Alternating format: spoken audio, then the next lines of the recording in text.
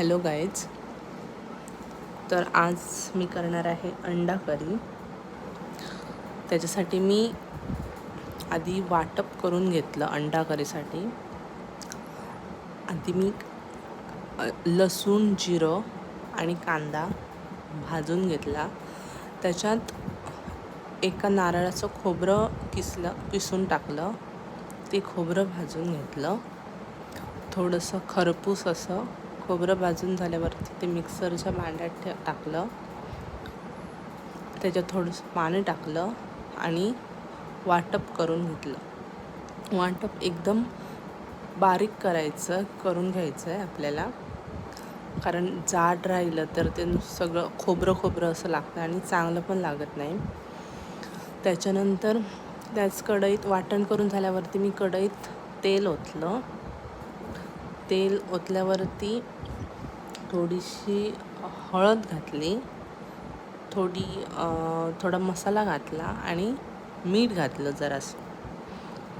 आणि ते झाल्यावरती त्याच्यात आपण मी जी बॉईल केलेली अंडी होती ती एक घातली, कारण तेल उडेल मग मला भीती वाटत होती, म्हणून एक घातली.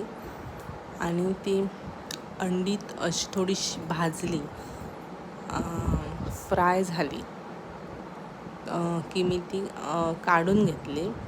जास्तीत जास्त 2-3 मिनटं आपल्याला भाजून घ्यायचे आहेत, फ्राय करून घ्यायचे आहेत थोडी ती अंडी.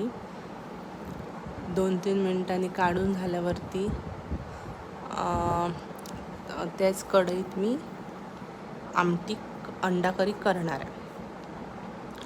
तर ती काढून घेतली अंडी आणि त्या तेलात थोडीशी मोहरी घातली.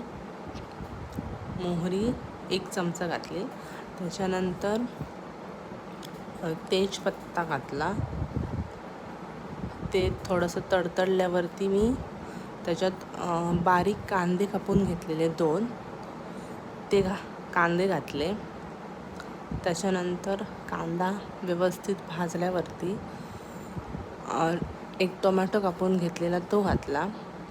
कांदा आणि टोमॅटो थोडं भाजायला दिले. ते शिजल्यावरती त्याच्यात धना पावडर घातली 1/2 चमचा. त्याच्यानंतर हळद घातली थोडीशी आणि आपला घरगुती मसाला असतो तो घातला 2-3 चमचे. त्याच्यानंतर ते पूर्ण एक मिक्स केलं आणि त्याच्यात थोडंसं पाणी घालून घेतलं, कारण ती खूपच सुकी झालेली ग्रेव्ही, त्याच्यामुळे पाणी घातल्यावरती त्याच्यात आपण घेतलेली अंडी घालायची. ती अंडी घातली. पुन्हा एकदा ती ग्रेव्ही आणि अंडी मिक्स केली. त्याच्यानंतर आता आपण वाटण घालणार आहोत. त्याच्यात वाटप करून घेतलेलं ते मी वाटप थोडं ओतलं त्याच्यात आणि पूर्ण मिक्स असं एकजीव त्याला करून घेतलं. पूर्ण ती ग्रेव्ही टोमॅटोची आणि ते वाटप पूर्ण एकजीव करून घेतलं आणि थोडं त्याच्यात पाणी टाकलं. पूर्ण एकदम पातळ करायची नाही, एकदम जाड पण चांगली नाही लागत. तर मी थोडंसं पाणी घातलं आणि 7 ते 8 मिनटं ती उकळवली करी आणि त्याच्यात वरनं नंतर कोथिंबीर घातली आणि कोथिंबीर घातल्यावरती झाली आपली अंडा करी तयार. थँक्यू.